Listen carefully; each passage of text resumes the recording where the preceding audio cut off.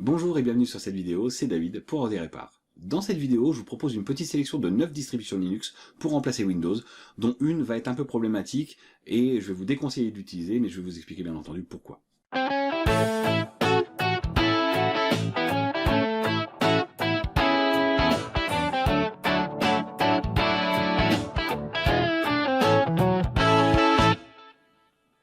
À l'heure où j'enregistre cette vidéo, en août 2025, il reste un peu moins de 2 mois avant la fin de support technique de Windows 10, qui arrivera le 14 octobre 2025, et c'est le moment de commencer à se demander quoi faire après.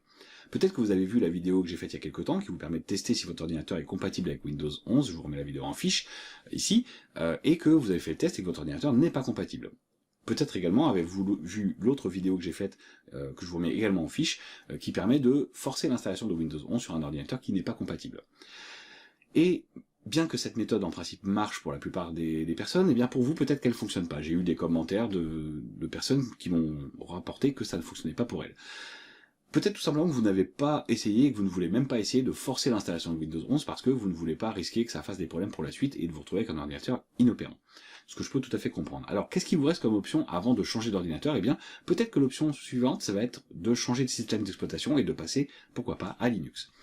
Alors Linux, vous avez toujours entendu dire que c'était compliqué, qu'il fallait taper plein de commandes sur le terminal, limite qu'il fallait être codeur pour l'utiliser. Eh bien, c'était peut-être vrai à une époque, ça ne l'est plus du tout en 2025.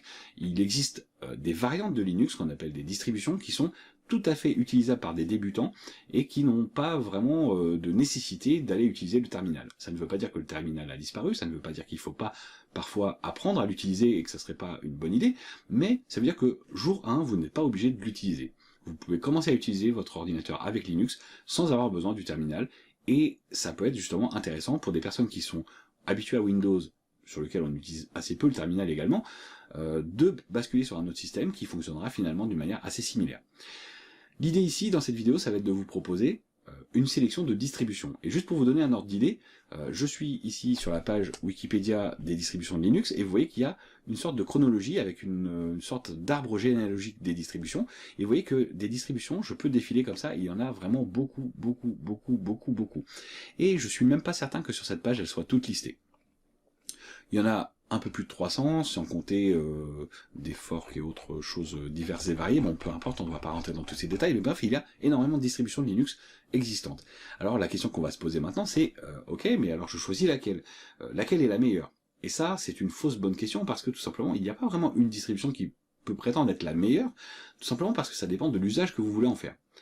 Et pour notre besoin ici, eh bien, l'usage va être de tenter de permettre à des débutants, à des personnes qui seraient habituées à Windows, qui ne connaîtraient pas Linux, de basculer facilement vers un environnement qui serait relativement familier, sur lequel ils vont pouvoir continuer de travailler comme ils le feraient sur Windows. Très bien, donc j'ai pris le parti de choisir quelques distributions. J'ai fait cette sélection évidemment en fonction de critères qui me sont propres, de choix personnels, de mes propres goûts, mais je veux aussi préciser que je ne suis pas un utilisateur quotidien de Linux. Je n'ai pas Linux sur mon ordinateur au quotidien, j'utilise plutôt Windows.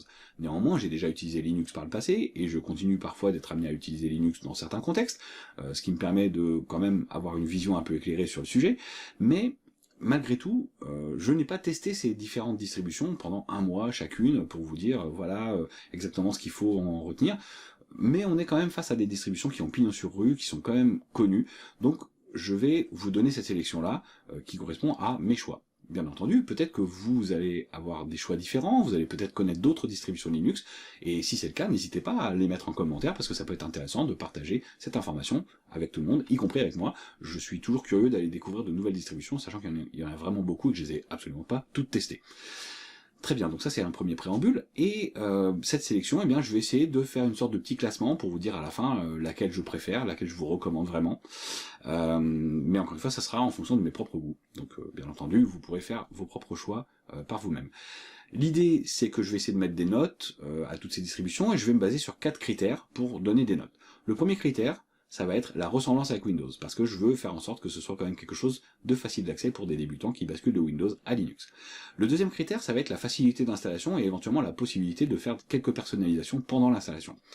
Donc ça va être un critère intéressant également. Le troisième critère, ça va être la possibilité d'installer facilement des logiciels, de faire leur mise à jour et de faire même la mise à jour du système, voire même d'installer, pourquoi pas, une imprimante. Alors évidemment, moi j'ai une imprimante ici sur le réseau, donc je vais voir si elle est détectée par les différentes distributions que je vais utiliser. Et le quatrième et dernier point, c'est la légèreté du système, tout simplement parce que l'objectif c'est de pouvoir répondre à des problématiques où vous avez un ordinateur qui n'est pas forcément très puissant, très performant, mais que vous puissiez quand même utiliser votre ordinateur en toute sécurité et quand même obtenir vraiment les usages de votre ordinateur dont vous avez besoin. Donc voilà les 4 critères que je vais choisir.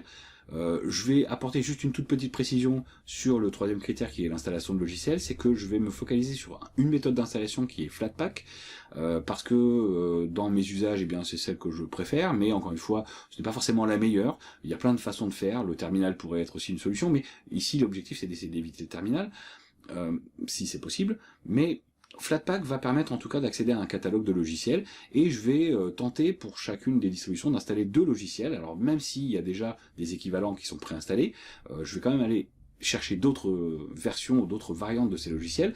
Je vais installer un navigateur qui sera Chrome, bien qu'il y ait déjà Firefox dans la plupart des distributions et que Firefox soit un excellent navigateur, mais je vais tenter de voir si je peux installer Chrome, tout simplement parce que dans Chrome j'ai également des comptes Google rattachés, des favoris, des choses comme ça qui pourraient être intéressantes. Vous pourrez bien entendu essayer d'autres navigateurs si vous le souhaitez. Et dans la suite bureautique, je vais également me pencher sur ce point-là de la suite bureautique. Alors on ne peut pas installer Word et Excel directement, en tout cas pas facilement. Il y a déjà LibreOffice qui est préinstallé dans la plupart des distributions que je vais vous proposer, mais l'interface peut rebuter certains utilisateurs, même si on peut la passer en mode avec des onglets. Donc je vais essayer de trouver une autre distribution, application de bureautique qui sera OnlyOffice, qui a une interface beaucoup plus proche de Word ou d'Excel, comme peuvent être habitués certains utilisateurs Windows. Donc voilà pour ce petit préambule. Ça va donner donc des notes que je vais mettre sur 5 à chaque fois, donc à la fin ça fera une note sur 20, et on essaiera de faire un petit classement. Donc cette introduction est maintenant terminée, voilà la règle du jeu, et je vous propose, sans plus attendre, de passer au vif du sujet et de commencer par la première distribution.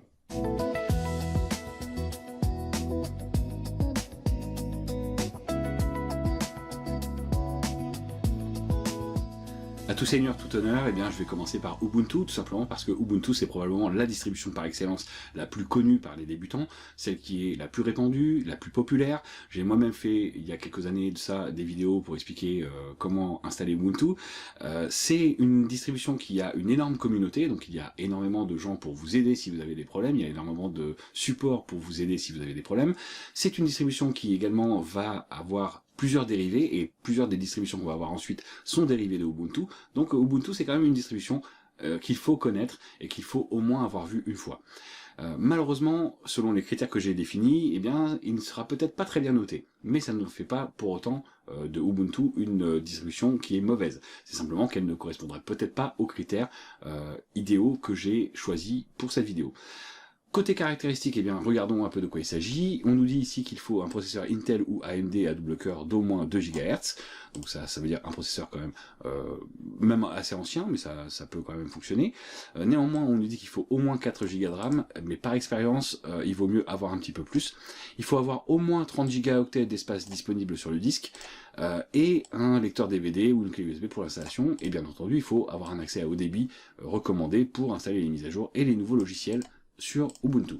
Donc voilà côté caractéristiques. Néanmoins c'est assez gourmand, il faut au moins 4 Go de RAM et je vous assure que malheureusement 4 Go c'est peut-être un peu léger, donc c'est pour cette raison que j'ai attribué une note de 3,5 sur 5 pour la partie légèreté. Très bien, passons maintenant à l'installation.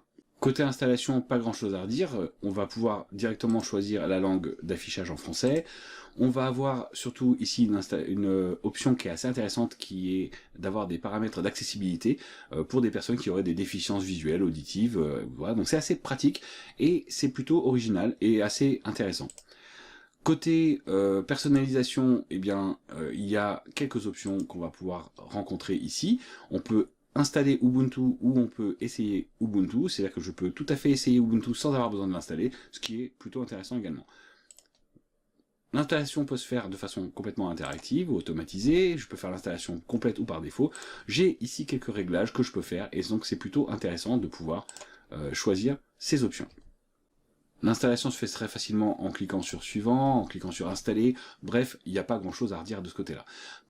Durant l'installation qui est assez longue, eh bien, il y a des écrans qui vont nous permettre de voir quelles sont les différentes choses qu'on peut faire avec le système, les différents programmes qu'on peut utiliser, comme Spotify par exemple, Telegram, mais également pour du développement avec du Visual Studio Code ou du PyCharm. On peut également utiliser Godot, on peut utiliser Kdenlive, Audacity, Blender, bref ici il y a plein de choses, notamment même pour les jeux, avec Steam, Discord, OBS Studio, bref, vous voyez que la liste est assez intéressante et ça nous augure simplement un système qui va être assez large.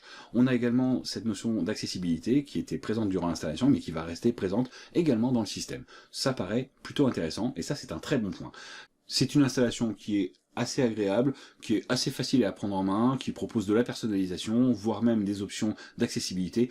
Bref, rien à redire de ce côté-là, et donc c'est pour cette raison que je lui attribue une note de 5 sur 5 pour l'interface d'installation.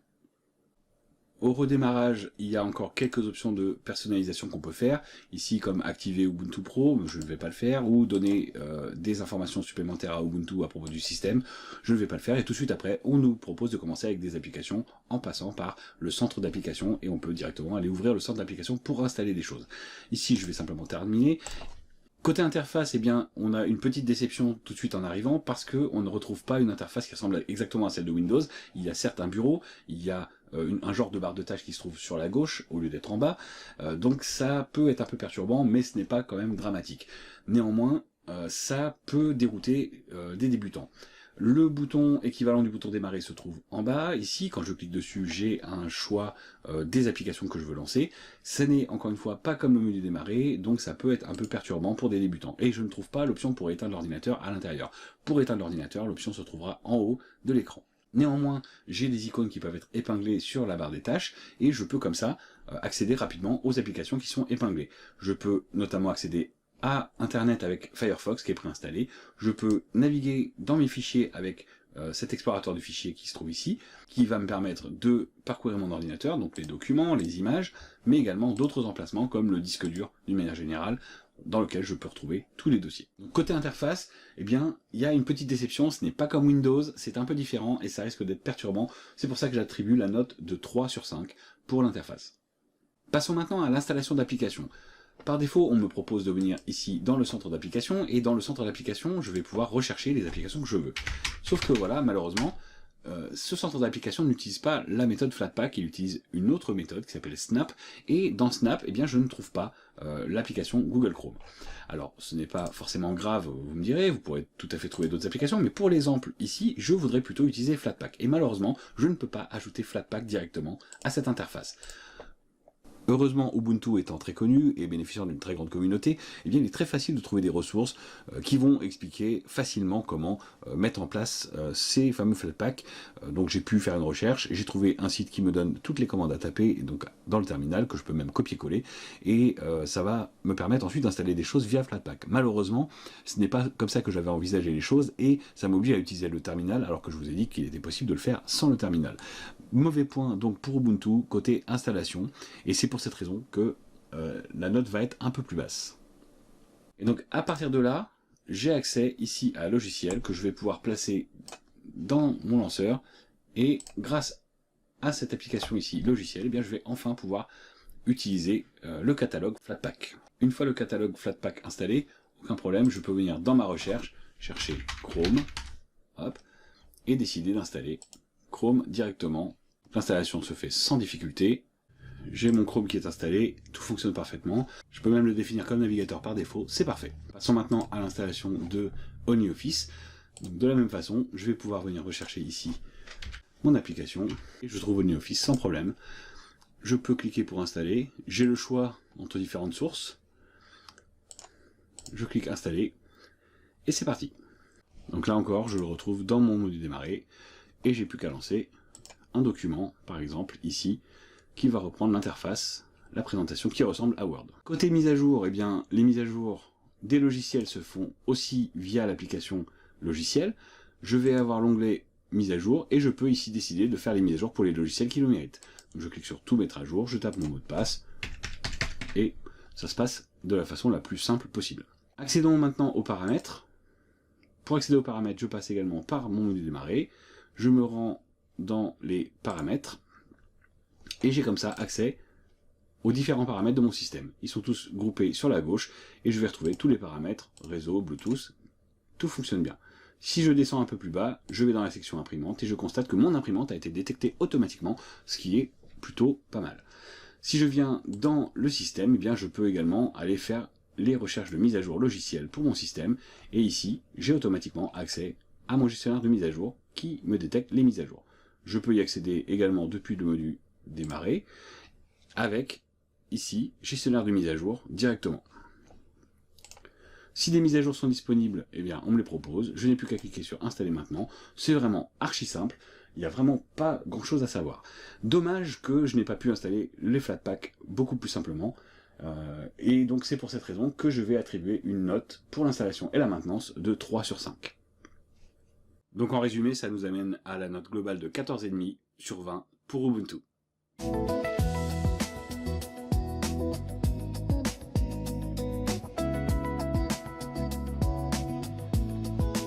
Linux Mint est une distribution qui est basée sur Ubuntu, qui a l'avantage d'être rapide, simple et convivial, et qui reconnaît pas mal de matériel, qui fonctionne même sur des configurations assez légères. Alors malgré tout, on verra d'autres distributions encore plus légères, mais ça en fait un choix quand même intéressant pour notre sélection. Côté installation, il existe plusieurs variantes. Ici, on va s'intéresser à la version Cinnamon, qui a une interface qui ressemble à Windows. Il existe des versions plus légères, avec des interfaces un peu plus épurées, mais ici, je vais préférer Cinnamon pour cette démonstration. Côté configuration, eh bien, on nous indique qu'il faut 2 Go de RAM minimum, 4 Go recommandés, que 20 Go d'espace disque disponible suffisent, mais que 100 Go sont recommandés, et qu'on a des résolutions d'écran qui peuvent aller donc de 1024 par 768 à beaucoup plus haut. Il n'y a pas de précision quant au processeur recommandé, parce que tout simplement c'est compatible avec vraiment des machines parfois assez anciennes. Tant que vous avez les autres caractéristiques, eh bien ça devrait quand même bien se passer. Côté installation, lorsqu'on arrive sur Linux Mint, eh bien, on se retrouve directement sur un bureau avec une version live qui nous permet d'essayer le système avant même de l'installer. Ce qui est plutôt intéressant, ça permet de s'assurer que tout fonctionne bien avant de devoir passer à l'installation complète du système. Mais ça peut aussi perturber quelqu'un qui ne saurait pas forcément comment lancer l'installation à partir de là. Pourtant, ce n'est pas très compliqué, il suffit d'aller sur l'icône Install Linux Mint et on va pouvoir, comme ça, déclencher directement l'installation. Hormis ce petit point de détail que je mettrais comme une sorte de petit bémol, eh bien c'est plutôt quelque chose d'assez sympa de pouvoir essayer le système avant de l'installer. L'installation se passe naturellement, on choisit les quelques options, comme la langue par exemple, le clavier, et on va avoir la possibilité d'installer des codecs multimédia supplémentaires, ce qui est plutôt pratique. Côté personnalisation, pas grand chose à dire, il n'y a pas vraiment d'options particulières, si ce n'est le choix d'effacer le disque ou de faire autre chose, mais il n'y a pas vraiment beaucoup d'options.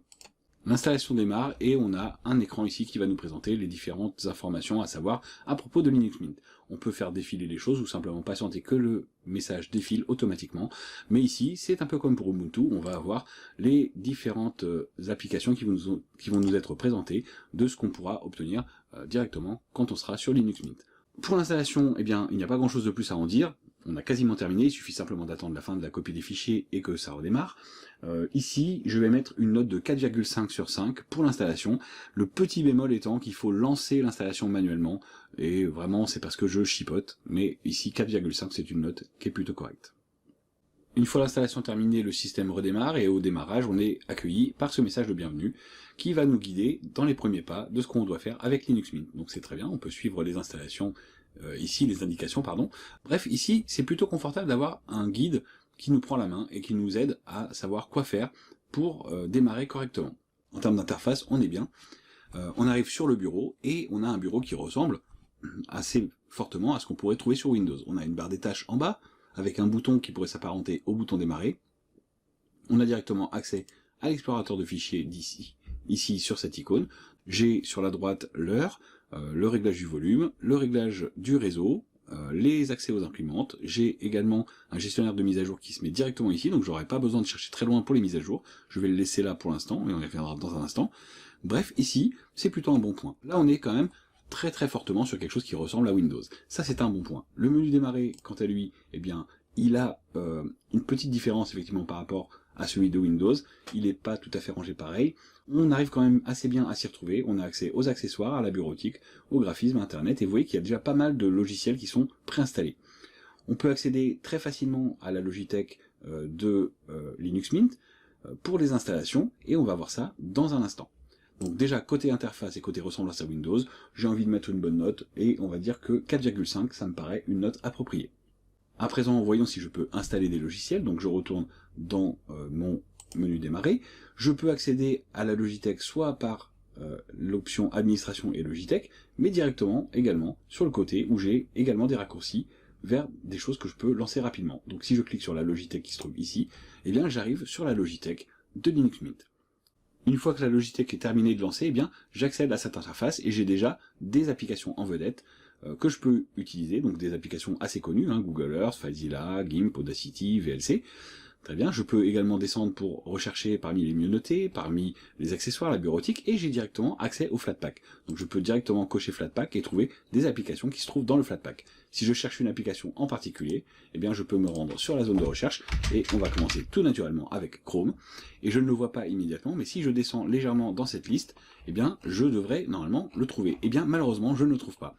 Pour la simple bonne raison que Chrome n'est pas dans un Flatpak qui est considéré comme reconnu.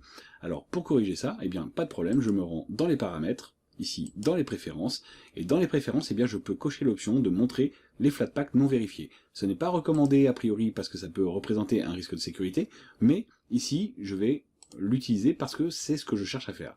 Je vais rechercher Chrome, encore une fois, et une fois que j'ai tapé Chrome, cette fois-ci, si je descends, eh bien je trouve Google Chrome dans les Flatpaks qui n'étaient pas reconnus précédemment. Je clique Google Chrome, je lance tout simplement l'installation. On me dit qu'il faut installer des logiciels supplémentaires, et bien très bien, je clique sur continuer, et l'installation va démarrer automatiquement, donc c'est finalement assez facile de lancer cette installation. Une fois installé, eh bien je peux le lancer directement, ou je peux également le retrouver dans ma Logitech, dans la section qui concerne Internet, et je retrouve Google Chrome. Si je clique dessus, eh bien j'ai Google Chrome qui va s'ouvrir, qui va me proposer de se mettre en tant que navigateur par défaut, et l'installation a fonctionné parfaitement. Toujours depuis ma Logitech, eh bien je vais essayer d'installer maintenant OnlyOffice, et je vais me rendre ici dans la zone de recherche pour chercher OnlyOffice.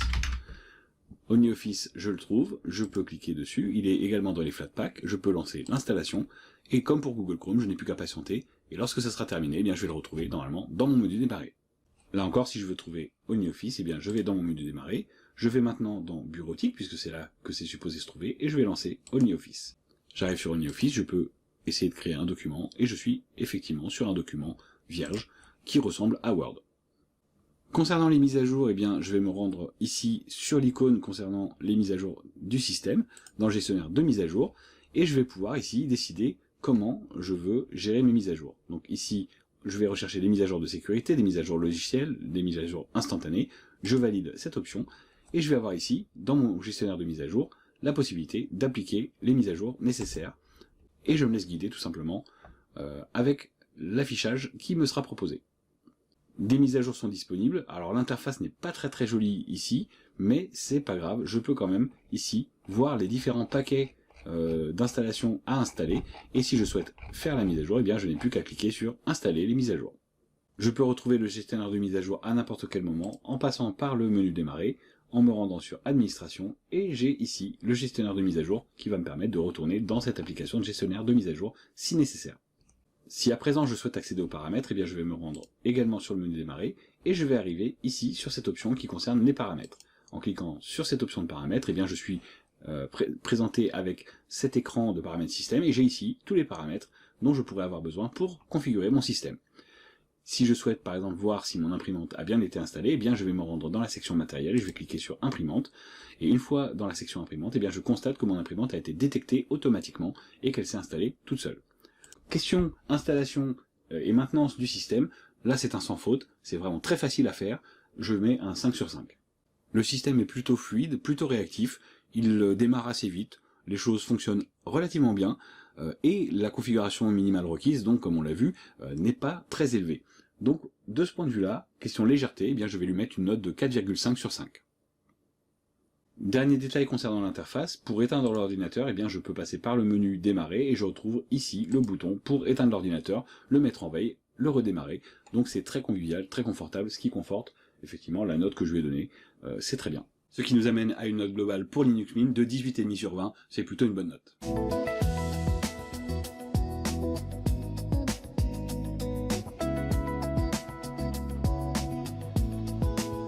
OS, c'est une distribution également basée sur Ubuntu, mais qui a une promesse bien affichée qui est de ressembler à Windows 11. En effet, rien de surprenant à ça, puisque le créateur de cette distribution est un ingénieur de chez Microsoft. Néanmoins, Microsoft n'a rien à voir avec ce projet, c'est vraiment un projet complètement indépendant, qui est financé uniquement par des dons, et c'est un projet qui est fait sur son temps libre, pas par rapport à Microsoft directement. Alors passons maintenant directement aux présentations pour les caractéristiques techniques. Côté caractéristiques techniques, on nous affiche un minimum requis donc d'un processeur 32 ou 64 bits avec un UEFI ou un BIOS. Un processeur de 2 GHz devrait suffire avec 4 Go de RAM et 20 Go d'espace disque. Si vous voulez une expérience un peu plus confortable, eh bien on vous propose également ici des caractéristiques pour être un peu plus à l'aise avec 2,5 GHz de processeur quad-core et 8 Go de RAM et 50 Go d'espace disque pour l'installation. Donc ça c'est pour avoir un peu plus de confort. Très bien, donc côté caractéristiques techniques, étant donné qu'on peut quand même le faire fonctionner sur une configuration assez modeste, eh bien ici la note va être plutôt bonne, on va mettre une note de 4 sur 5. Concernant l'installation, eh bien on arrive comme pour Linux Mint sur un bureau déjà fonctionnel, on peut déjà voir à quoi va ressembler l'interface et effectivement on peut reconnaître déjà la disposition de la barre des tâches qui se trouve en bas et du bouton qui sera l'équivalent du bouton démarrer qu'on va avoir directement centré. Donc on reparlera de cette interface un petit peu plus tard et voyons tout de suite comment faire pour installer donc Arduino OS. Et bien tout simplement, comme pour Linux Mint, on va devoir cliquer sur une icône qui se trouve sur le bureau pour lancer l'installation. Donc là aussi, de la même façon que pour Linux Mint, eh bien ça nécessite de comprendre un petit peu ce qu'on est en train de faire. C'est un petit bémol pour la fluidité de l'installation, mais c'est néanmoins quand même quelque chose d'appréciable de pouvoir tester le système avant de l'installer. Donc côté installation en elle-même, rien de vraiment compliqué. Je choisis la langue, je vais répondre aux différentes question ici. En termes de personnalisation, il n'y a pas énormément de choix, mais je peux choisir d'installer des logiciels tiers et de tenir à jour Arduino OS pendant l'installation, donc c'est plutôt confortable également. Et là, je n'ai plus qu'à me laisser guider tout simplement, et je fais suivant et continuer pour voir ce que ça donne. Une fois les quelques réglages de base effectués, qui n'ont rien de vraiment très exceptionnel, eh bien, la copie des fichiers démarre, et là encore, il n'y a plus qu'à patienter, en se laissant guider, là aussi, par une petite page de présentation sur laquelle on va avoir également la liste des choses qu'on peut faire avec, la présentation générale et les applications qu'on va pouvoir réaliser avec ce système.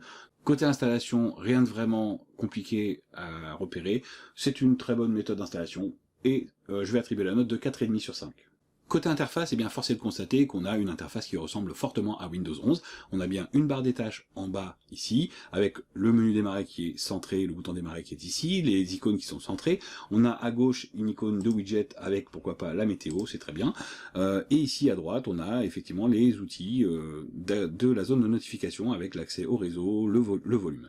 On a également le réglage de la langue du clavier qui par défaut était en anglais lorsque j'ai ouvert pour la première fois. Donc c'est pas très difficile de le rechanger, il suffit de cliquer sur FR et de rechanger pour remettre du français, mais ça c'est un petit peu un bémol, et j'ai envie de mettre ça quand même sur le compte de l'installation, donc la note que j'ai donnée pour l'installation finalement, ça tient compte de ça, parce que j'avais pourtant choisi un clavier en français par défaut. On a les icônes avec un navigateur par défaut qui est Firefox, on a l'explorateur de fichiers qui permet d'aller se balader un petit peu dans les documents, les images, la musique, et vous voyez que en termes d'apparence, on est quand même sur quelque chose qui peut ressembler à Windows. Alors c'est pas exactement du Windows, c'est pas les mêmes icônes, mais on s'y retrouve quand même, on n'est pas complètement perdu.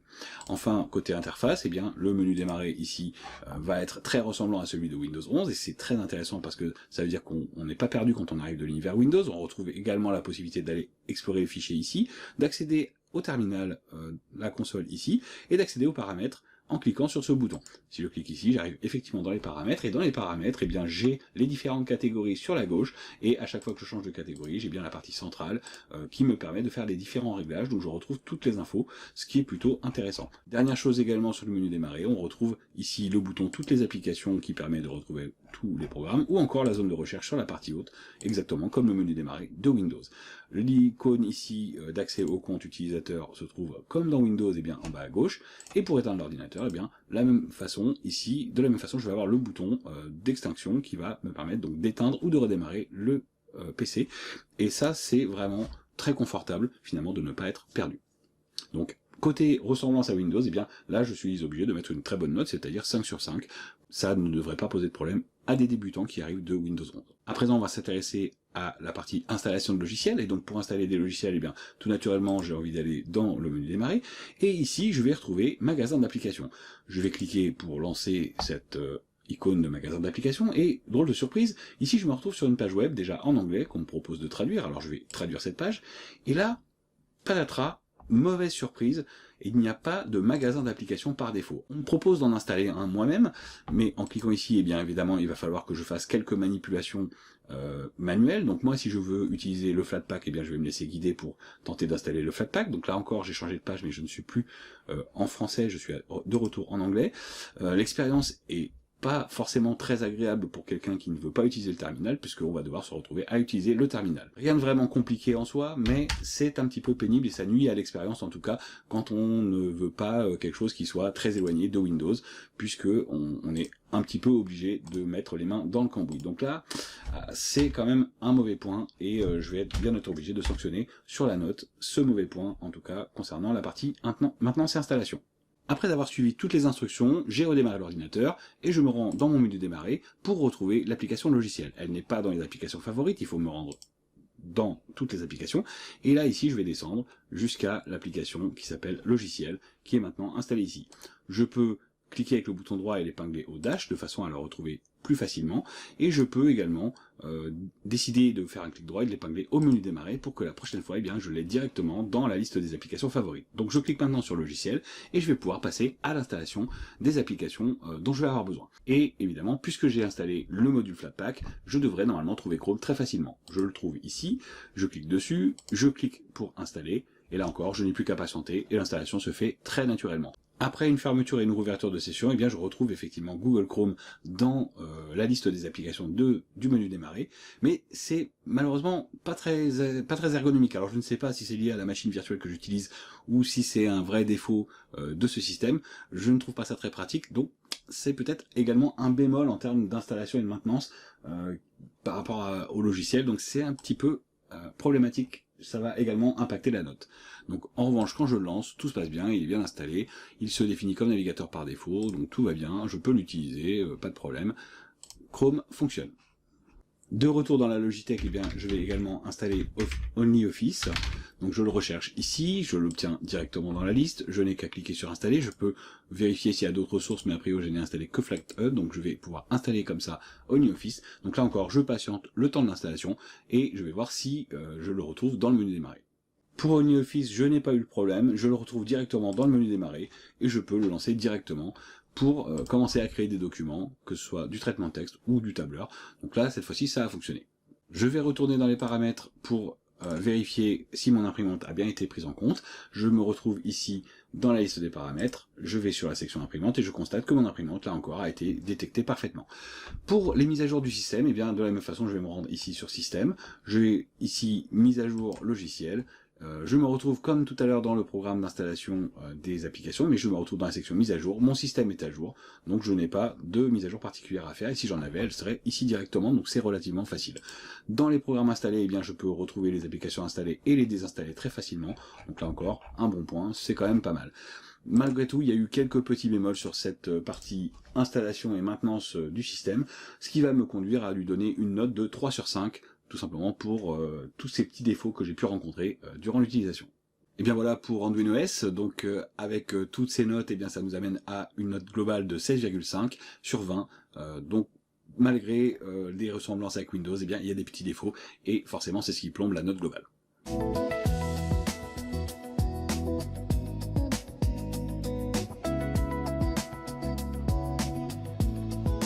Zorin OS est encore une fois une distribution basée sur Ubuntu qui va proposer une expérience prête à l'emploi en offrant une interface qui en principe est supposée ressembler à Windows et éventuellement qu'on peut personnaliser, on peut même le faire ressembler à macOS pour les personnes qui viendraient de chez Apple. Donc voyons un petit peu ce que ça donne.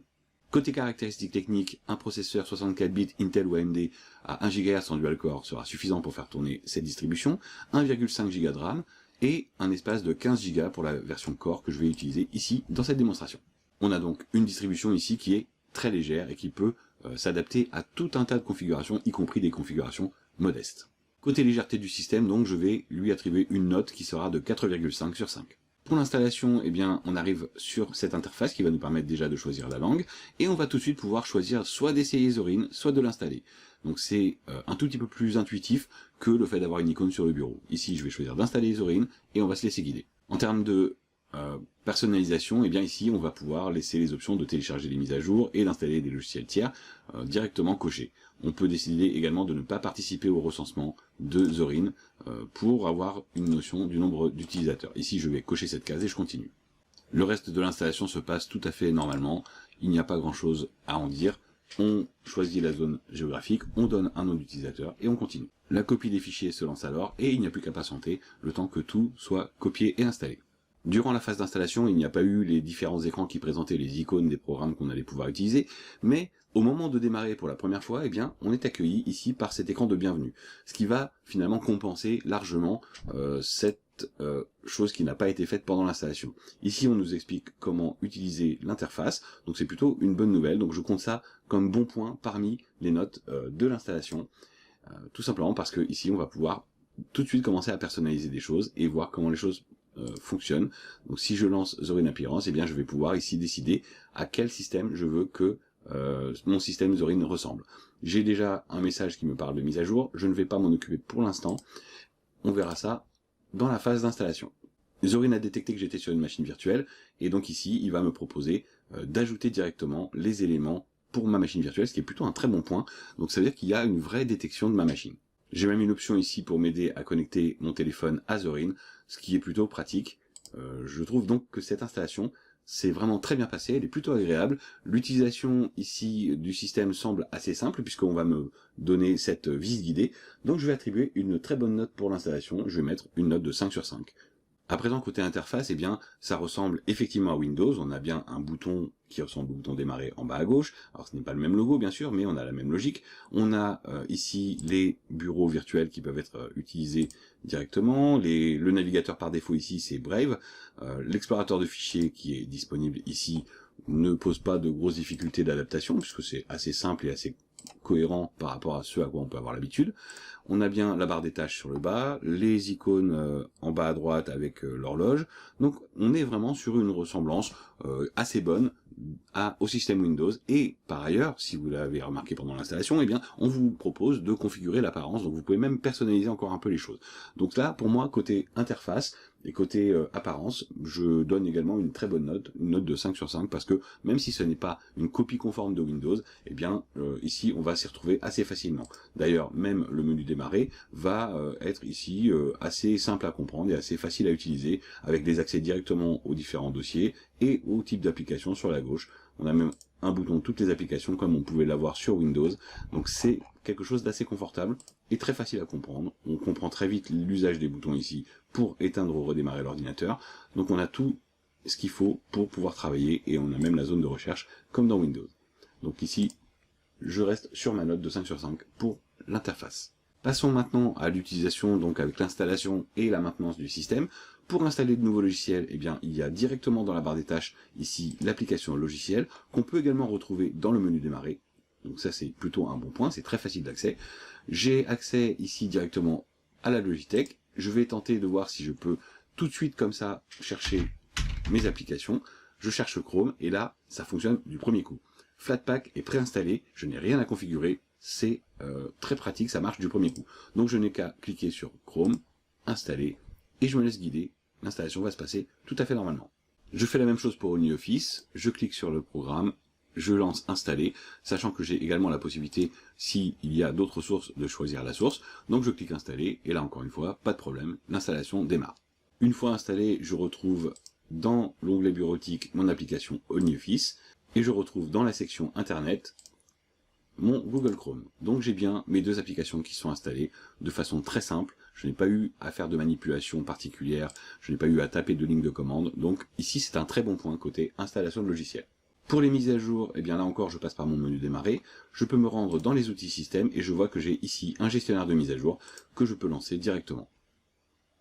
Ce gestionnaire va vérifier les mises à jour et me les proposer si elles sont disponibles. Dans les outils système, je peux également accéder à l'option de mise à niveau de ZorinOS. En effet, ZorinOS existe en plusieurs versions, la version Core, la version Éducation et la version Pro, et je peux donc décider ici de passer à l'une de ces autres versions si je le souhaite. Les paramètres sont très facilement accessibles depuis le menu démarrer, je clique sur paramètres, et je me retrouve dans une interface qui est assez claire, et j'ai sur la gauche les différentes options, et sur la partie centrale les différentes informations que je peux manipuler dans mes paramètres. Donc ici, pas de grosse surprise, on est toujours dans une ressemblance avec Windows, c'est assez simple. Je vais aller voir si mon imprimante est bien reconnue. Et bien ici, pas de problème, mon imprimante a bien été reconnue dès le départ, j'ai rien eu à faire. Donc là encore, un très bon point pour la partie installation et maintenance. Donc je vais ici mettre une note que je vais considérer plutôt bonne, donc avec une note de 5 sur 5 pour la partie installation de logiciel et maintenance du système. ZorinOS propose effectivement une interface assez simple et assez claire. L'installation est simple, l'installation de logiciel est simple également, l'interface est plutôt claire, et en plus c'est un système relativement léger, ce qui va lui valoir une très bonne note globale de 19,5 sur 20.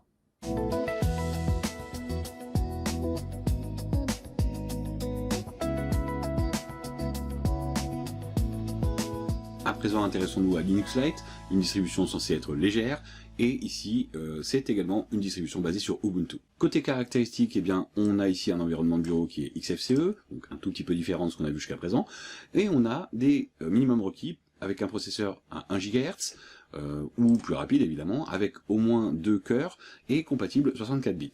Pour la RAM, eh bien, moins d'1 giga vont suffire à faire tourner ce système, et il faut 8 Go sur le disque dur pour pouvoir l'installer.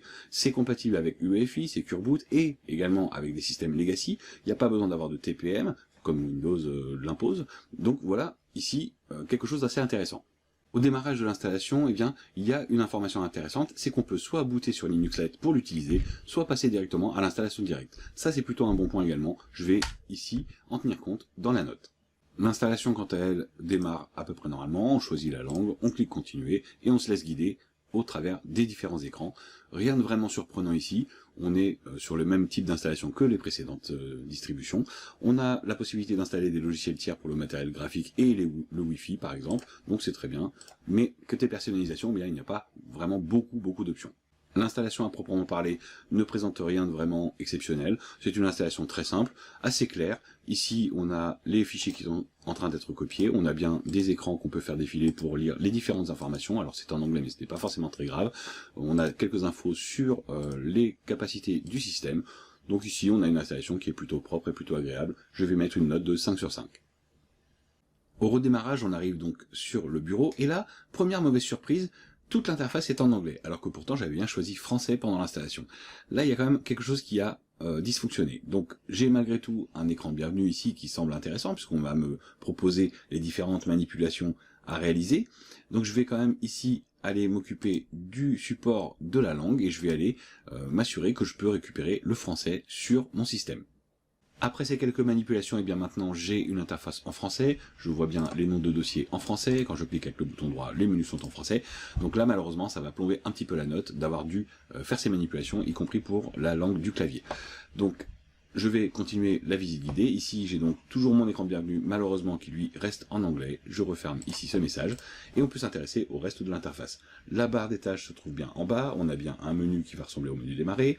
Donc si je clique dessus, j'ai accès aux différentes informations de mon ordinateur, donc je peux accéder aux différents dossiers, les paramètres, etc.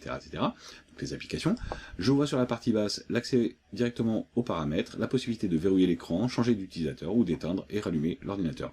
Ici, je mets même une zone de recherche qui va me permettre de chercher mes applications. Sur la barre, ici, je vais avoir les icônes de lancement rapide que je peux utiliser. J'ai ma barre de tâches donc sur la partie basse. Le changement de bureau se fait ici. Si je veux accéder à un autre bureau virtuel, j'ai les options de l'heure et des quelques réglages ici sur la partie en bas à droite. J'ai directement une information qui m'indique qu'il y a des mises à jour disponibles, mais ça, on va s'en occuper dans la partie installation et maintenance du système. Donc question interface, eh bien ici, c'est plutôt agréable. Je vais aller voir un petit peu à quoi ressemblent les paramètres. Ici pour les paramètres, eh bien là on a sur une interface qui n'est pas tout à fait la même que celle de Windows. On a une disposition qui est un peu différente et donc qui risque de perturber peut-être les personnes qui ne seraient pas habituées à ce genre de disposition. Donc voilà pour cette interface, et donc je vais attribuer une note ici qui va être de 3,5 sur 5, tout simplement parce qu'il y a eu quelques petites déconvenues, notamment au niveau de la langue. Passons maintenant à l'installation de logiciel. Je vais me rendre dans mon menu démarrer, je vais me rendre sur paramètres, et dans les paramètres, je vais pouvoir descendre ici pour essayer de trouver le logiciel qui va me permettre d'installer des applications. Ici, j'ai applications et logiciels light, je vais m'authentifier, et une fois authentifié, je vais avoir la possibilité ici d'installer ou de supprimer des logiciels. Je clique installer, je fais OK, et là, patatras, malheureusement, je me rends compte que j'ai une liste de logiciels que je peux installer, mais qui n'est pas extrêmement complète. Alors il y a des choses certainement intéressantes ici, mais ça ne va pas répondre à mon besoin, qui va être d'installer des applications que je souhaite trouver en tant que Flatpak. Pour ça, il va falloir malheureusement passer par un autre chemin. Il n'y a donc pas de Logitech vraiment à proprement parler dans Linux Lite, mais je vais pouvoir, en passant par le système, accéder au gestionnaire de paquets synaptiques. Ce gestionnaire de paquets synaptiques est un petit peu archaïque, il est un petit peu laid, mais il va me permettre d'installer différents paquets de programmes qui vont me servir pour la suite. Notamment, si je cherche rapidement à installer Flatpak, eh bien je peux chercher Flatpak dans la liste, et je vais installer directement Flatpak en cochant la case ici pour installation. Encore une dernière commande finalement à taper sur le terminal pour pouvoir terminer l'installation de Flatpak et avoir les accès aux dépôts de FlatHub qui sont ceux que j'ai utilisés jusqu'à présent sur toutes les autres distributions.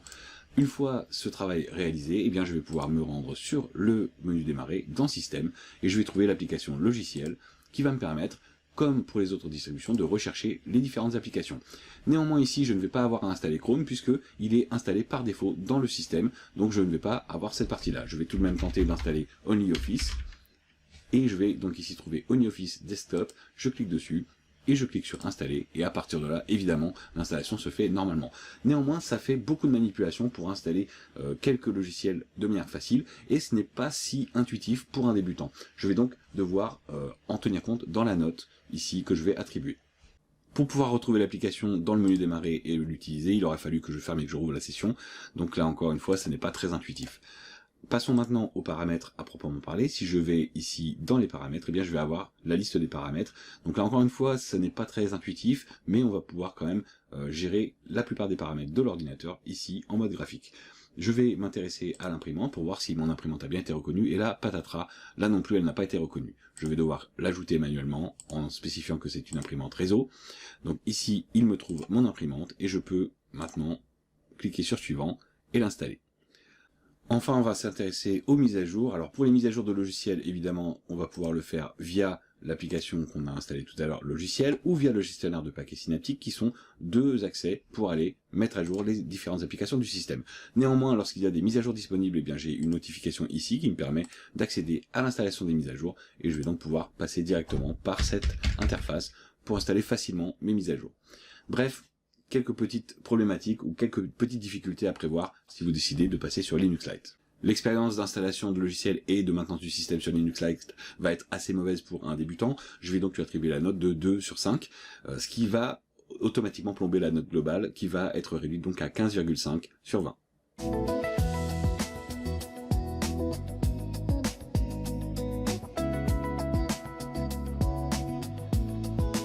Peppermint OS est une distribution très légère, cette fois-ci basée sur Debian et pas sur Ubuntu directement, et on va voir tout de suite de quoi il s'agit. Question caractéristiques techniques, eh bien 1 Go de RAM suffit à faire tourner Peppermint OS, un processeur 32 bits peut tout à fait suffire, et 10 Go d'espace disque disponibles seront suffisants. Bien entendu, il y a une configuration recommandée pour une expérience un peu plus agréable, mais là, on est vraiment sur le minimum requis. Autrement dit, pour la légèreté, eh bien, on va attribuer une note de 5 sur 5, tout simplement parce que là, on est sur des caractéristiques très très légères. Côté installation, Peppermint OS s'ouvre directement sur une interface live, sur laquelle il va falloir lancer l'installation à partir de l'icône présente sur le bureau. Déjà, on peut remarquer une chose tout de même, c'est le choix des couleurs qui peut être un petit peu discutable. Donc ici, je vais refermer ce message et je vais lancer tout simplement l'installation en double cliquant sur l'icône sur le bureau. On choisit, comme pour les autres installations, la langue, on clique suivant, on va donc passer par ces différentes étapes, on suit simplement le guide et on fait tout simplement l'installation le plus naturellement possible en remplissant les différentes informations. L'installation démarre, les fichiers sont en train d'être copiés. Ce qu'on peut dire tout de même de cette installation, c'est qu'elle n'est pas forcément très esthétique, et donc on a quelque chose qui n'est pas très joli, mais qui va fonctionner assez bien, et qui normalement ne devrait pas poser de grandes difficultés. Donc pour la qualité de l'installation ici, je vais mettre une note un peu moins bonne qu'à la normale, je vais mettre 4 sur 5, tout simplement parce que l'esthétique est un petit peu discutable. Au démarrage du système, on arrive sur le bureau et on a ici cet écran de bienvenue qui malheureusement est en anglais, mais ça ce n'est que l'écran de bienvenue puisque tout le reste du système est bien en français. Donc ici je peux refermer ce message et on peut constater qu'on a un bureau avec une barre des tâches qui se trouve en bas, le menu démarrer qui se trouve ici, on est bien sur une interface XFCE, donc on a cette disposition typique de XFCE, on a accès à toutes les applications, on a les favoris, les récemment utilisés, et puis ensuite on va trouver les informations rangées par catégorie. Pour les paramètres, ils sont disponibles en cliquant sur l'option des paramètres, et là encore on a une présentation qui est peut-être déroutante pour des débutants, donc ça peut être quelque chose effectivement qui va ajouter un petit bémol sur la note. Pour le reste de la barre des tâches, on a la barre de lancement rapide, la barre des tâches. En bas à droite, on va trouver ici l'heure et les différentes icônes système. Donc c'est quelque chose d'assez familier. On est sur une interface qui n'est pas forcément mauvaise, mais qui va peut-être être un peu déroutante pour des débutants, même si on y retrouve quand même les choses assez bien, avec les possibilités donc d'éteindre ou de verrouiller sa session et de rechercher des choses dans le menu démarrer. Donc ici la note globale pour l'apparence et la ressemblance avec Windows va être de 4 sur 5 pour Peppermint. Passons maintenant à l'installation de logiciels et à la maintenance du système, et malheureusement, puisqu'on est sur une interface XFCE, et bien c'est comme pour Linux Lite, on n'a pas ici un gestionnaire d'application, une Logitech directement accessible. Il va falloir l'installer manuellement. Et là encore, il va falloir passer par les paramètres, et dans les paramètres, il va falloir se rendre sur le gestionnaire de paquets synaptique, et donc refaire la même manipulation que je vais vous épargner ici pour installer Flatpak et toutes les autres applications. Après avoir réalisé toutes les manipulations nécessaires, je peux maintenant me rendre dans le menu démarrer, sur Système, et je peux ouvrir les logiciels. Une fois dans les logiciels, eh bien, je peux venir ici et rechercher Chrome. Je peux maintenant cliquer sur Chrome, lancer l'installation, et l'installation démarre comme si de rien n'était. Je peux, pendant ce temps-là, également lancer l'installation de OmniOffice. Et là aussi, l'installation démarre comme si de rien n'était. Malheureusement, toutes ces manipulations peuvent rebuter les débutants et peuvent être source d'erreurs, donc évidemment, ça va forcément impacter la note concernant l'installation de logiciel et la maintenance. Une fois l'installation terminée, je peux me rendre sur Bureautique pour lancer OmniOffice, et je peux me rendre dans le menu démarrer sur Internet pour trouver Google Chrome. Donc là maintenant, je sais que j'ai installé correctement mes deux applications. Concernant les mises à jour du système, eh bien j'ai également une icône de notification qui me propose de vérifier les mises à jour. Je vais donc taper mon mot de passe. Les vérifications se font ici dans une sorte de terminal, et s'il y a des mises à jour, eh bien les mises à jour se font à ce moment-là. Concernant les mises à jour de logiciels, eh bien je vais avoir donc ces mises à jour qui vont se faire via l'application logiciel, ou je vais avoir également la mise à jour des paquets qui peut se faire comme pour l'installation via le gestionnaire de paquets synaptique. Voyons maintenant si mon imprimante est reconnue. Je vais me rendre ici sur le menu et je vais chercher imprimante, et donc je vais avoir, enfin impr en tout cas, je vais avoir la configuration de l'impression qui va être disponible ici. Mon imprimante a bien été détectée, elle est correctement installée, donc là c'est quand même un bon point, mais malgré tout, cette installation a été tout de même majoritairement pénible, et donc je vais attribuer la note de 2 sur 5 pour la partie installation et maintenance de Peppermint OS. Donc pour résumer les notes de Peppermint OS, ça nous fait 5 pour la légèreté, 4 pour l'installation globale du système, 4 également pour l'interface, et 2 pour l'installation de logiciels et la maintenance, ce qui nous fait un total de 15 sur 20.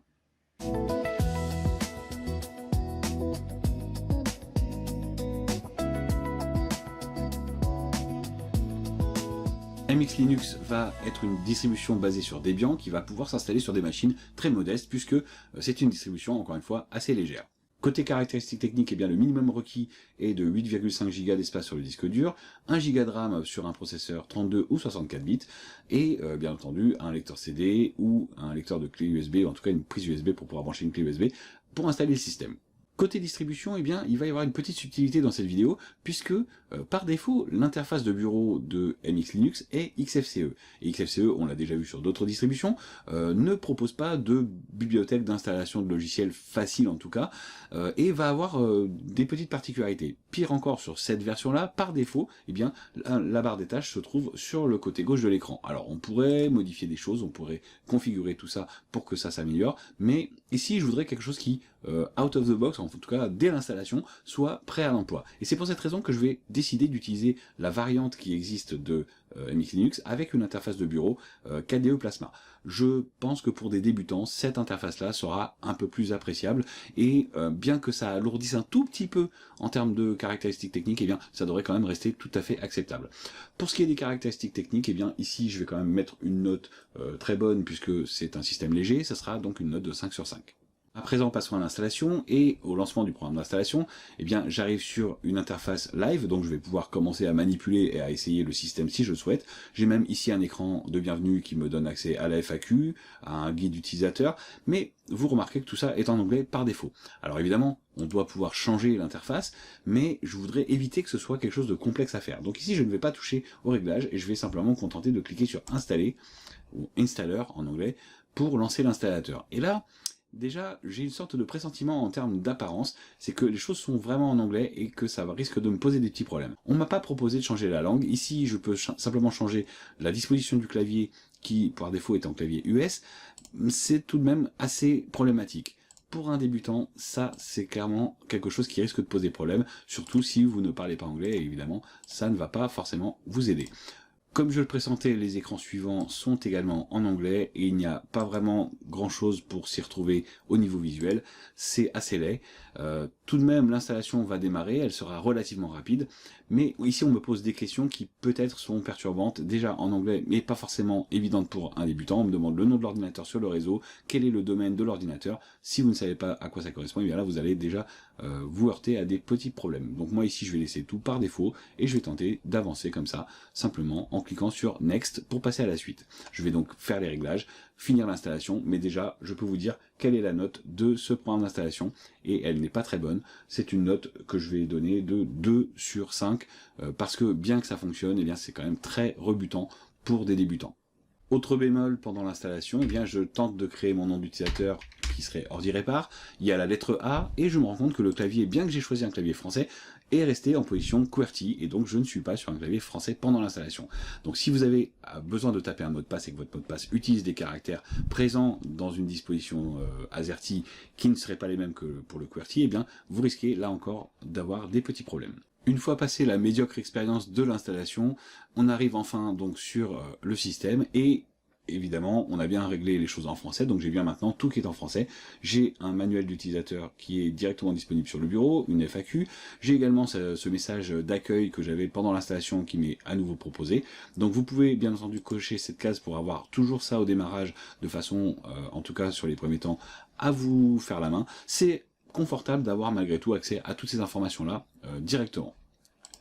Intéressons-nous maintenant vraiment à l'interface. L'interface est plutôt agréable, c'est un bureau, tout ce qui est plus classique, avec la barre des tâches en bas, un bouton qui pourrait s'apparenter au bouton démarrer, dans lequel je vais retrouver évidemment le menu de lancement des applications, donc bureautique, configuration, développement, etc. Donc j'ai toutes sortes de catégories, c'est plutôt sympa. J'ai également des lancements rapides directement dans ce menu démarrer. Je peux déconnecter, redémarrer l'ordinateur ou éteindre directement depuis cet écran-là, et j'ai bien sûr une zone de recherche qui va être très confortable. J'ai les icônes de lancement rapide ici, dont l'icône de paramètres. Quand je clique sur les paramètres et la configuration du système, eh bien, je vois que j'ai un système qui est plutôt confortable également, qui peut ressembler à ce que j'aurais sur Windows, avec un menu sur la gauche et les options sur la droite. Je peux dès maintenant aller vérifier des choses, vérifier si les périphériques d'entrée correspondent, si l'audio me correspond. Donc c'est plutôt confortable là aussi de pouvoir accéder à cette configuration rapide du système. En bas à droite, j'ai l'horloge, j'ai les réglages par les notifications, donc pour le réseau, pour le son, c'est assez confortable encore une fois. Et j'ai sur l'écran, sur le bureau directement, la date et l'heure qui apparaissent, ainsi que les consommations de la mémoire, du CPU et du disque dur. Donc ça me permet d'avoir un œil sur les performances de ma machine très rapidement. En guise d'explorateur de fichiers, j'ai ici une application qui s'appelle Dolphin, qui est plutôt agréable également, qui n'est pas forcément la plus belle de toutes, mais qui permet d'avoir un accès facile et assez rapide à mes documents et à mes images, si j'ai besoin d'accéder à mes fichiers. Voilà. Pour l'interface, eh bien ici, j'ai pas vraiment de reproches particuliers à faire. Je vais mettre tout de même une note de 4 sur 5, parce qu'il y a 2-3 petites choses qui paraissent un tout petit peu old school, un petit peu ancienne. Eh bien, c'est pas grave, ça sera quand même une très bonne note, 4 sur 5. Passons maintenant à l'installation de logiciels et à la maintenance du système. Donc pour installer des logiciels, je vais me rendre ici sur la barre de lancement, et je vais pouvoir venir sur l'installateur de paquets de MX. C'est le cheminement normal pour installer des choses dans MX Linux, mais là je me rends compte que c'est un petit peu laid en termes d'interface. Donc là, je vais avoir la possibilité d'activer ou non des applications. J'ai quand même des applications qui sont assez clairement disponibles là-dessus. Pour différents usages, comme par exemple les accès au navigateur, eh bien, je vais pouvoir très facilement cocher simplement des cases pour installer les différents navigateurs. Donc là, j'ai une installation de paquets qui se fait de manière assez simple, mais pas très belle. Les Flatpak sont inclus, donc je peux également avoir accès aux applications via Flatpak. Donc si je souhaite installer via Flatpak, eh bien je peux directement ici rechercher par exemple Chrome et aller cocher la case pour installer l'application Chrome. Très bien, donc ici je n'ai plus qu'à cliquer sur installer, je vais cliquer sur OK et j'ai Chrome qui va s'installer via les Flatpak. L'installation de Chrome a fonctionné, je peux me rendre dans le menu démarrer et aller sur internet et je vais retrouver Google Chrome. Mais je vais vous montrer qu'il est possible d'installer les programmes par un autre moyen. Il existe également dans Système l'application Discover. Et cette application Discover a une interface qui, en principe, est quand même un peu plus agréable que celle qu'on vient de voir à l'instant. La seule chose, c'est que ici, il va falloir chercher le programme de notre choix. Je vais chercher Chrome et malheureusement, je ne trouve pas Chrome directement. Probablement une histoire de Flatpak, alors je vais essayer de voir dans la configuration si je peux ajouter les choses. Et malheureusement ici, le Flatpak n'avait pas été configuré par défaut. Heureusement pour moi, on me propose directement dans la configuration d'activer et d'installer le Flatpak. Je n'ai plus qu'à taper mon code, je valide avec la touche entrée. Une fois que Flatpak, que le moteur en tout cas de Flatpak est installé, eh bien je vais avoir une dernière petite chose à faire qui va être de configurer son fichier de dépôt, de source, pour que je puisse retrouver les choses depuis FlatHub. Ici, malheureusement, je n'ai pas tout de suite la demande qui m'est faite. Il va falloir que je referme cette application, peut-être même que je ferme ma session, pour que simplement je reparte sur une base saine et que je puisse enfin aller configurer correctement les choses. Après une fermeture et une rouverture de session, je retourne dans Discover et je retourne dans la configuration et j'ai maintenant ici la possibilité d'activer mon Flatpak. Et FlatHub s'est mis a priori automatiquement, je n'ai même pas eu besoin de cliquer sur le bouton, mais j'aurais pu simplement cliquer sur le bouton pour le faire. Puisque c'est terminé maintenant, eh bien, il ne me reste plus qu'à revenir sur l'écran principal, rechercher par exemple Chrome, et si je trouve Google Chrome, c'est que le Flatpak s'est installé correctement. Parfait, Chrome est déjà installé, je ne vais pas le recommencer. Faisons la même chose pour OnlyOffice. Et si je cherche OnlyOffice, eh bien je peux maintenant cliquer sur installer et lancer cette installation de façon beaucoup plus simple et plus conviviale que l'écran que j'avais précédemment pour installer Chrome. Donc je vous invite vraiment à utiliser Discover si vous le pouvez, puisque c'est quand même l'option la plus facile. Très bien, en termes d'installation, ça c'est très simple. Et pour les mises à jour, eh bien c'est encore plus simple. J'ai directement ici la liste des mises à jour à effectuer et je n'ai qu'à cliquer sur un bouton pour tout mettre à jour. C'est évidemment très facile grâce à Discover. L'installation de OnlyOffice, a priori, c'est bien passé. Je le retrouve dans la section bureautique. Je peux ouvrir OnlyOffice, donc c'est que les choses ont fonctionné correctement. Je vais maintenant m'assurer que mon imprimante a bien été détectée. Si je viens ici et que je me rends dans Système, eh bien je peux me rendre sur Configuration de l'impression, et ici je vais voir mon imprimante, elle a été installée automatiquement, je n'ai rien eu à faire, donc c'est encore un bon point concernant l'installation et la maintenance de mon système. Donc pour cette partie installation et maintenance, eh bien, je vais mettre une note de 4 sur 5, parce qu'il y a quand même des petites choses à faire pour pouvoir accéder à une interface plus facile. Voilà pour MX Linux, avec une interface KDE Plasma. La note globale pour MX Linux va être forcément plombée par le programme d'installation, ce qui nous amène à un 15 sur 20.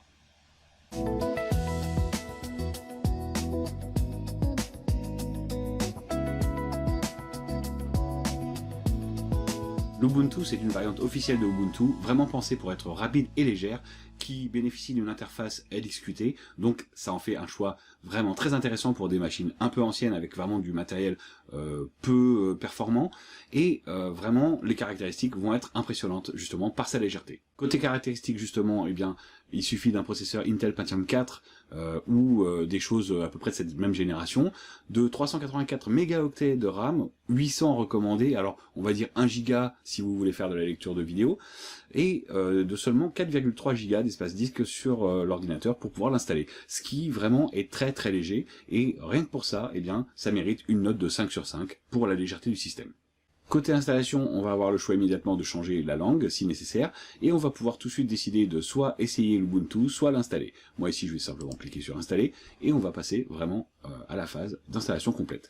Ici, On va se laisser guider par les différents écrans, on a bien sûr le choix de la zone géographique, la disposition du clavier, bref, des choses plutôt normales. Et ici on va pouvoir vraiment choisir en termes d'optimisation ce qu'on veut faire. Est-ce qu'on veut une installation minimale, vraiment juste le bureau et rien d'autre, ou une installation normale avec quelques utilitaires comme le navigateur ou autre outil de bureautique, ou alors est-ce qu'on veut une installation complète? Eh bien, moi ici je vais laisser l'option normale, mais vous voyez qu'on a déjà un choix ici de réglage, de configuration pendant l'installation, et c'est assez appréciable. Donc on va pouvoir installer tout de suite certaines autres applications tierces, comme Thunderbird pour de la messagerie, Krita, Elements, bref, ici, je ne vais pas forcément le faire, mais ça donne quand même un petit côté sympa à cette installation, ça nous permet de vraiment choisir ce qu'on veut.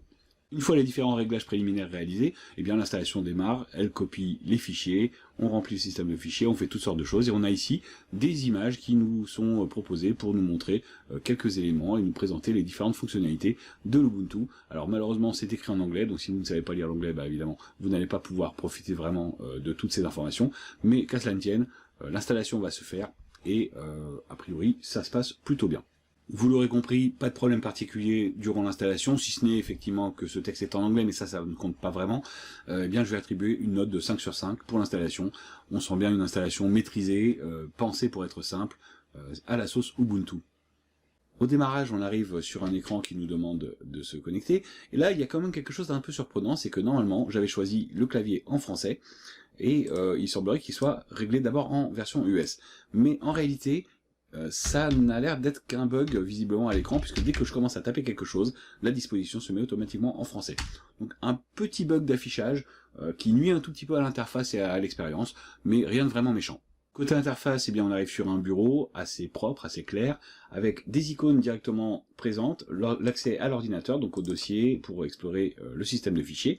On a accès également au dossier personnel, donc on a comme ça une sorte d'explorateur de fichiers qui est très facile d'accès.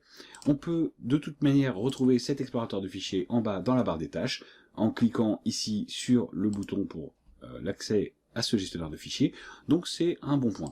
On a une barre des tâches en bas, le bouton ici qui va correspondre au bouton démarrer, un menu un petit peu succinct, ce qui peut éventuellement être un petit peu déroutant pour des personnes qui ont l'habitude d'un menu assez gros à la Windows, mais finalement on y retrouve l'essentiel, on y retrouve les accessoires, la bureautique, les différents logiciels, les préférences diverses et variées, le bouton pour éteindre ou redémarrer l'ordinateur, donc finalement tout se passe plutôt bien. Sur la barre de lancement rapide, on a donc des icônes qui sont épinglées, on pourra en rajouter d'autres.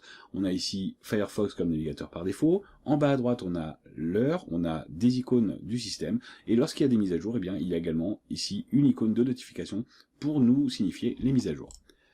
Pour l'interface ici, eh bien, je vais donner également une bonne note. Malgré des petits défauts qu'on peut remarquer par-ci par-là, eh bien, je vais donner une note de 4 sur 5, ce qui est plutôt pas mal pour cette interface. Passons maintenant à l'installation et à la maintenance. Si j'essaie d'installer des logiciels ou de maintenir mon système, comment ça va se passer? Eh bien, pour installer des logiciels, je vais venir dans le menu démarrer, et dans les outils système, eh bien, je vais avoir accès directement à Discover. Discover, on l'a déjà croisé sur une autre distribution, c'est une interface graphique plutôt agréable. Alors évidemment, la légèreté du système fait que le mode est un peu carré, on a des choses qui semblent un peu moins arrondies, mais ça reste tout à fait propre et tout à fait convenable. Et ici, je vais pouvoir rechercher les applications. Seulement voilà, il va tout de même falloir faire quelques petites configurations avant de pouvoir passer aux installations telles que je souhaite le faire. Ici, dans la configuration, il faut tout d'abord installer le moteur Flatpak qui n'est pas installé par défaut, mais ça se fait relativement simplement puisque tout se fait en interface graphique et pas besoin de passer par le terminal, ce qui est quand même très agréable. Et une fois que ce moteur Flatpak est installé, eh bien il va falloir quand même lui définir la source, et pour cela, eh bien, il faudrait que je puisse le faire, et je n'ai pas encore l'accès pour l'instant. Une fois que j'ai fermé et relancé l'application Discover, eh bien je peux maintenant venir ici gérer mon réglage Flatpak et ajouter FlatHub comme étant la source de dépôt pour Flatpak. Très bien, une fois que c'est fait, eh bien la source FlatHub va s'ajouter et je vais pouvoir comme ça commencer à installer des applications. Je vais venir dans la recherche, ici je vais me mettre sur toutes les applications pour commencer, je viens dans la recherche, je cherche Chrome, je valide avec entrée, et sans problème, je trouve Chrome, je clique pour installer, et tout se passe pour le mieux. Je vais en profiter pour installer tout de suite OmniOffice, donc je vais faire la même chose, OmniOffice, voilà, je valide, et là encore, pas de problème, je peux cliquer installer, l'installation démarre. L'installation est terminée, je vais refermer ici Discover, et je m'attends à trouver dans le menu démarrer dans la section bureautique, l'application OnlyOffice. Je ne la trouve pas. Pareil pour Internet, je ne trouve pas Google Chrome. Et bien malheureusement, ici, il va falloir déconnecter et reconnecter la session pour pouvoir prendre en compte ce qui vient d'être installé. Après avoir déconnecté et reconnecté, eh bien, dans la section bureautique, je retrouve OnlyOffice, et dans la section Internet, eh bien, je retrouve Google Chrome, donc je pourrai bien entendu les lancer, ça fonctionne. Le fait de devoir fermer la session et la rouvrir va forcément être un problème. C'est quelque chose qui doit pouvoir se résoudre, mais là encore une fois, on est sur une découverte, donc je ne veux pas rentrer dans tous les détails techniques. Voyons maintenant si je peux facilement accéder aux paramètres donc, de mon ordinateur, et ici, les paramètres eh bien, se situent dans ce menu, paramètres LXQT, et je peux aller dans le centre de configuration pour accéder aux paramètres. Malheureusement, le centre de configuration ici va avoir une présentation qui n'est pas forcément proche de celle de Windows, donc la ressemblance avec Windows va perdre quelques points ici, mais on retrouve tout de même des éléments essentiels pour les réglages du système. Je peux également aller vérifier dès maintenant si mon imprimante a été reconnue. Donc si je double-clique, j'arrive ici dans la gestion des imprimantes, je vois qu'elle a été parfaitement détectée, je n'ai rien eu à faire, donc côté installation c'est plutôt confortable. Pour les mises à jour, eh bien là encore, je peux passer par Discover, donc si je retourne dans Outils Système et Discover, eh bien je peux également aller vérifier ici s'il y a des mises à jour, et s'il y en a, eh bien je peux les installer dès maintenant en cliquant sur Tout mettre à jour. Bien entendu, ce sont les mises à jour pour les applications, et si j'ai des mises à jour pour le système, eh bien je les aurai également sous forme de notification dans la zone ici de notification, pour avoir accès donc à ce qui doit être installé, ce qui doit être mis à jour et ce qui doit être retiré. Si je voulais lancer la recherche de mise à jour de manière manuelle, je peux le faire en passant ici par le bouton démarrer, en allant dans préférences, et je peux venir sur l'Ubuntu Update, qui m'amène exactement sur le même écran. Donc ici je vais voir ce qui est à installer, ce qui est à mettre à jour, et ce qui est à être retiré. Donc je peux tout simplement vérifier s'il y a de nouvelles mises à jour, ou cliquer sur installer pour lancer l'installation des mises à jour. Donc côté utilisation du système, donc pour l'installation de logiciels et la maintenance de mon système, et bien là finalement c'est assez simple. Il y a quelques petits bémols, quelques petites choses qui viennent un tout petit peu perturber la ressemblance avec Windows, mais en tout cas je vais mettre une note de 4 sur 5 parce que ça s'en sort plutôt bien et le système reste quand même très léger. Que dire de plus, l'Ubuntu, ça reste un Ubuntu vraiment très léger, très light, donc c'est sans surprise un très bon système pour des machines justement qui ont une configuration un peu modeste, et c'est pour cette raison que je vais lui attribuer la note globale donc de 18 sur 20.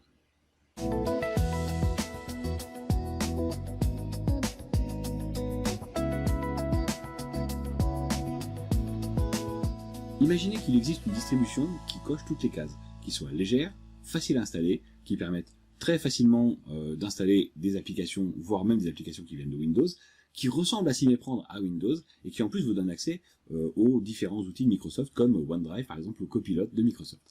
Eh bien, cette distribution existe, elle s'appelle Winux. Vous pourrez la rencontrer sous d'autres noms, comme Ubuntu avec un W au début, comme Linux FX ou encore Windows FX, et vous pourrez comme ça avoir une interface qui ressemble vraiment à celle de Windows. Seulement voilà, je vous ai dit que c'était une distribution que j'allais vous déconseiller. Pourquoi est-ce que je vous la déconseille ? On en parle dans un instant, mais d'abord, je vous propose de voir à quoi ça ressemble. Alors ici, je suis sur le bureau de Winux, et la première chose qu'on peut constater, c'est que ça ressemble très fortement à Windows. On a même la même image de fond, on a bien la barre des tâches en bas, avec le bouton démarrer ici. Quand je clique dessus, j'ai bien un menu démarrer qui ressemble en plus très fortement à celui de Windows. J'ai bien toutes les applications, la liste est triée par ordre alphabétique, donc c'est vraiment très bluffant.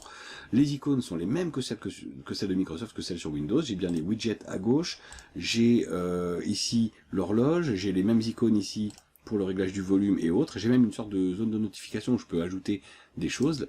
J'ai Copilot directement. Alors Copilot, c'est vraiment l'IA de Microsoft, donc si je souhaite lui demander de faire quelque chose, je peux déjà utiliser tout ça, c'est très bien. Je peux même me connecter à un compte Microsoft. C'est bluffant. J'ai l'icône ici de l'explorateur de fichiers pour aller me balader dans mon disque dur. Donc là ici je vois que j'ai des choses qui ressemblent à celles qu'il y a sur Windows. Alors l'interface générale n'est pas vraiment identique, mais qu'à cela ne tienne, pourquoi pas. Si je veux installer des applications, là je suis sur Linux, donc j'ai Discover qui me permet d'installer des applications Linux, donc là j'ai pas trop de problème. Je vais installer des applications qui peuvent venir de Snap ou de Flatpak, mais je peux également décider d'installer une application qui viendrait directement d'un fichier Windows, un fichier .exe. Donc si je double-clique ici sur un fichier .exe, eh bien à l'aide du programme Wine qui fonctionne en arrière-plan, qui est un très bon programme, que vous pouvez même installer sur d'autres distributions, eh bien je vais avoir la possibilité de lancer et d'installer des applications natives Windows directement en étant sur Linux. Ok, fermons tout ça. Qu'est-ce que j'ai d'autre? Eh bien, ici, les paramètres vont également avoir une ressemblance très très forte avec Windows. Vous voyez qu'ici, on croirait quasiment être sur Windows 11. Je peux me connecter à un compte OneDrive. Donc si je souhaite accéder à mes fichiers OneDrive, eh bien, je peux ici rentrer mon compte Microsoft et avoir la connexion OneDrive qui va se faire. Et j'aurai une intégration de OneDrive directement dans mon explorateur de fichiers. En termes d'apparence, eh bien, je peux décider que Windows 11 n'est pas forcément la version qui me plaît le mieux. J'ai d'autres alternatives. Ici, je peux choisir une apparence plutôt Windows 10. Et si je choisis Windows 10, vous voyez que la barre des tâches se réorganise. J'ai bien le bouton démarrer qui apparaît sur la gauche. Et même le menu démarrer va changer d'apparence pour ressembler à ce qu'on va trouver sur Windows. Donc là, on est quand même sur quelque chose d'assez réaliste et d'assez ressemblant. Alors, quel est le problème? Eh bien, le problème, c'est que pour parvenir à faire tout ça, eh bien, Linux va utiliser une application qui s'appelle PowerTools. Et PowerTools n'est pas une application open source. C'est une application, visiblement, dont ils ont le secret, qui, a priori, est même payante.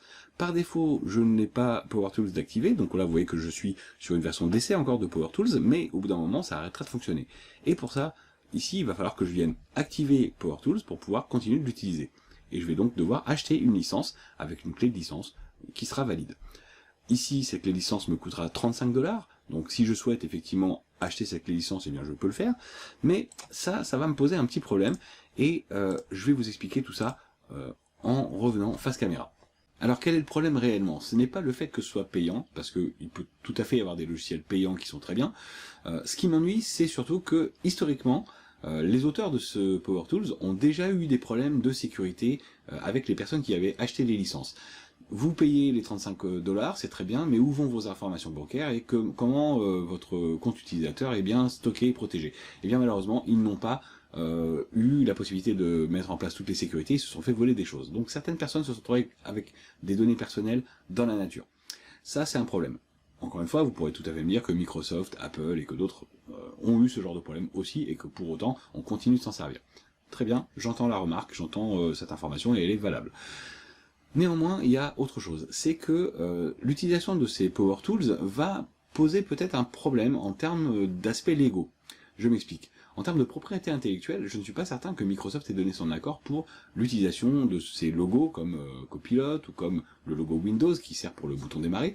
Et même l'interface de Windows en elle-même est peut-être protégée aussi par une sorte de propriété intellectuelle. Aujourd'hui, ça fonctionne. Qu'en est-il de demain? Là, malheureusement, bien malin celui qui peut le dire. Et par ailleurs, il y a aussi des questions d'opacité de cet outil PowerTools. En effet, c'est un outil qui n'est pas open source et qui va être donc un outil propriétaire. Et comme tous les outils propriétaires, eh bien, quand on ne sait pas ce qu'il y a dedans, eh bien, on peut tout à fait se retrouver avec des choses qui ont des vulnérabilités, des failles de sécurité. Et si j'utilise un système Linux, c'est en général justement parce que Linux est un peu plus fiable, un peu plus sécurisé, qu'il est open source, qu'il est libre et que ça permet justement que les failles de sécurité soient découvertes plus vite et corrigées plus vite. Si je vais m'enfermer avec des choses qui ne sont pas open source, eh bien je voudrais être sûr quand même que ça ne m'engage pas trop loin en termes de sécurité. Et là, ça touche vraiment au système d'exploitation lui-même. Donc ça peut être un problème. Par ailleurs, certains utilisateurs ont même reporté des problèmes de fiabilité, de stabilité du système. Tout ne fonctionne pas toujours. Il peut y avoir des petits bugs, des petits problèmes, mais ça, encore une fois, ce n'est pas forcément la partie la plus grave. Donc voilà, pour toutes ces raisons-là, en fait, je vais avoir tendance à vous déconseiller cette distribution. Bien qu'elle semble intéressante au départ, il y a visiblement trop d'autres problèmes pour que je puisse vous la conseiller dans cette vidéo. Néanmoins, peut-être qu'il faut surveiller cette distribution et qu'à l'avenir, des choses se seront améliorées et peut-être que en termes de fiabilité, de sécurité, ça va gagner encore un petit peu dans le temps.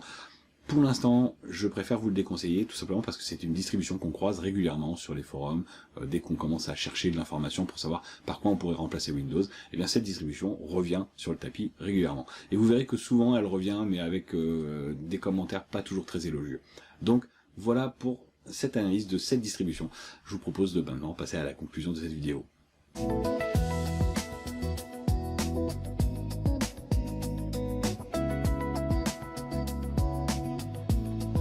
À présent, on peut passer au classement des distributions. On va commencer par la dernière, la 8e, c'est Ubuntu avec 14,5 sur 20. La 7e et la 6e position sont ex-aequo avec Peppermint OS et MX Linux avec une note de 15 sur 20. Linux Lite arrive en 5e position avec 15,5 sur 20. AnduinOS 16,5 sur 20 est à la 4e position, et nous voilà dans le trio de tête avec l'Ubuntu 18 sur 20 en 3e position, Linux Mint 18,5 sur 20 en 2e position, et le gagnant ZorinOS 19,5 sur 20. Au vu de ce classement, eh bien vous l'aurez compris, c'est ZorinOS qui l'emporte, tout simplement parce qu'effectivement toutes les cases étaient plus ou moins cochées. Alors peut-être sur la légèreté on pourrait rediscuter, sachant qu'il y a des distributions un peu plus légères comme l'Ubuntu par exemple qui est vraiment le grand gagnant en termes de légèreté. Mais quoi qu'il en soit, eh bien ici l'idée est de trouver quelque chose d'assez équilibré, qui soit facile à utiliser, qui permette de s'installer facilement et qui ne soit pas trop dépaysant pour quelqu'un qui viendrait du monde de Windows. Encore une fois, l'objectif de vouloir à tout prix ressembler à Windows peut très bien sembler futile et illusoire à certaines personnes qui sont déjà habituées à Linux, mais pour un débutant, ça peut revêtir une certaine importance. Je vous recommande dans tous les cas de ne pas chercher à tout prix à ressembler à Windows, parce que tout simplement Linux est une philosophie légèrement différente, et que finalement vous allez aussi apprendre, comme vous l'avez fait pour Windows, à l'utiliser pour vos propres besoins. Idéalement même, si vous avez la possibilité, intéressez-vous à la ligne de commande et au terminal, parce que vous allez vous rendre compte que finalement il y a plein de choses très intéressantes qu'on peut faire avec, notamment surtout pour de la maintenance, du dépannage. En tout cas, on peut faire beaucoup de choses assez intéressantes. J'espère en tout cas que cette vidéo, bien qu'un petit peu longue, vous aura plu. Je vous remercie d'être resté jusqu'au bout, et dans tous les cas, je vous dis à très bientôt pour une prochaine vidéo.